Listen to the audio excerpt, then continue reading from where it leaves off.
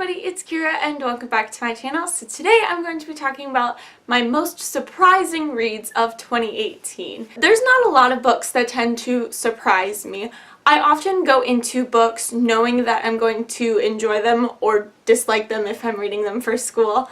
Because I don't like to read things that I don't enjoy, because I read for pleasure and I read for escapism, and so most of the books that I read are books that I know that I will just absolutely love. But I do have some ones that did surprise me a lot, and so here are the 5 books that surprised me the most of 2018. These are in no order, so we're just gonna start off with this one, and that is Hamilton and Peggy by L.M. Eliot. This was a book that I was expecting to enjoy, like most of these books on this list. But I didn't expect to enjoy it as much as I did. It was a very well-researched historical fiction book about Hamilton and Peggy, but it's more about Peggy Schuyler and her kind of growing up in this time period of the Revolutionary War and learning what it means to be her own person after her sister ends up getting married to Hamilton.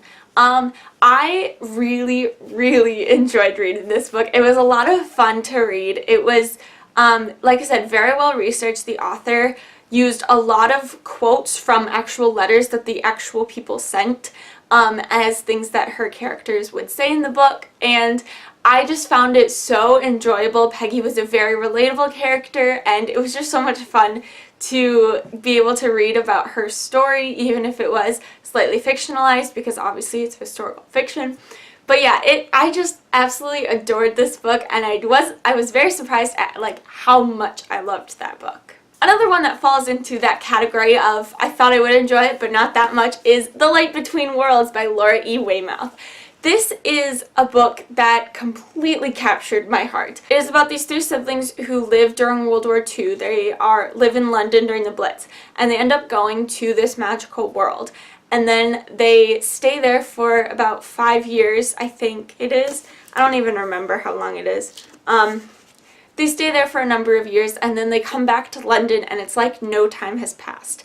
And this follows really the story of them dealing with being back in our world after having been in the magical world. And this blew my mind. This was everything I was looking for in this book. It was very heart-wrenching, very hard to read in some places. There was a lot of angst and emotion and just like feeling like you don't belong and trying to find that place of belonging. And I could really see myself in a lot of the characters just in that like trying to find your place, and it was just so beautifully written, and it was, oh my goodness, I fell in love, and it immediately became one of my favorite books of all time. It was just so amazing, and I really encourage everybody to pick this book up. Another book that surprised me this year was Giggorilla by Ashe Princess. I had heard good things about this book, heard that it was like a fandom related Cinderella story, but I didn't know how much I would love this book. It was so much fun for me to read. I love being involved in fandom. Fandom is like pretty much any fandom that I'm a part of. It's something that I like throw myself wholeheartedly into, and so it was really cool to see how that played into the Cinderella retelling. And it stuck very closely to the Cinderella story, which I was very surprised about. I didn't expect it to stick like that close to it, but it was just such a fun read for me. I just so enjoyed my time with it. And I'm asking for it for Christmas, so hopefully I will get it for Christmas.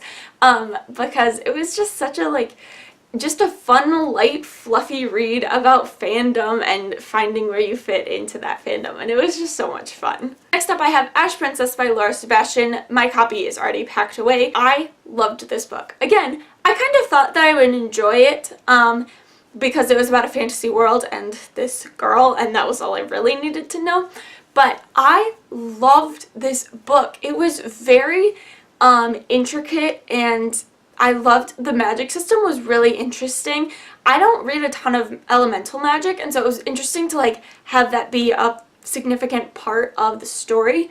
And then it talked a lot about like what you are willing to do for your people, and like how do I know if this is the right thing to do? Is it just right for me, or should I be doing this for my people? It was just so fantastic, and I'm so excited to read the sequel. Like, it left off on a really good, like, not cliffhanger necessarily, but like a good ending, so it made me want to read the sequel, which comes out next year, I'm pretty sure. And like, I just loved it so much. And then the last book I'm going to talk about is The Poet X by Elizabeth Acevedo. I'm pretty sure I said that right. I don't actually know though. This took me completely by surprise. All I knew is that it was like told in verse, and it was about slam poetry, and that was like all I knew about it going into it. And then I read it, and it destroyed me. It's just, Ziomara's story is just such a human story. It was really cool to see that, like, see normal life portrayed through verse, because I haven't read a lot of verse novels before, and how that poetry became something that she could escape to. And I just found her story so riveting and so just engaging, and like, I was so pulled into her story. It was crazy. I fell in love with this book. It is so beautifully written, and I keep hearing that the audiobook is really good because the audiobook is narrated by the author, and so I really would like to try the audiobook at some point, because like, if you've never listened to slam poetry, like spoken word poetry is so amazing. I love it, and I really want to get more into like finding more slam poetry or spoken word or any of that kind of thing. Obviously you can tell that I don't really know what I'm talking about when it comes to that, because I have no idea what it's even called or if they're the same thing or not. But it's just so beautiful what people can do with words and how you say them, and I just fell in love with this book, and I really encourage everybody to go read The Poet X because it was such an amazing read. So those are all of the books that like super surprised me this year. Comment down below, let me know what books surprised you this year. Have you read any of the books that I mentioned? I would love to chat with you down in the comments below. So that is it for this video. Thank you guys so much for watching. I hope you enjoyed. If you want to follow me on social media, all my links are in the description as always. Thanks again for watching, and I'll see you next time. Bye!